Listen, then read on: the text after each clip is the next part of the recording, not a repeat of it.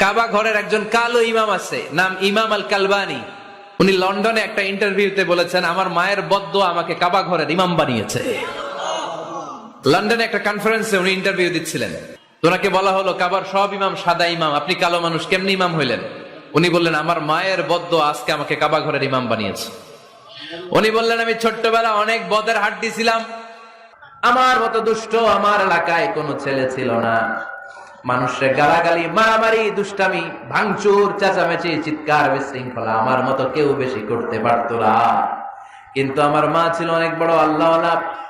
আমার মা জানতেন আল্লাহর কাছে দোয়া করার কত বড় পাওয়া। আমার মা যখন আমার উপর রেগে যেতেন, আমার মা জানতেন রাগের মাথায় বদদোয়া দিলে বদদোয়া কবুল হয়ে যাবে।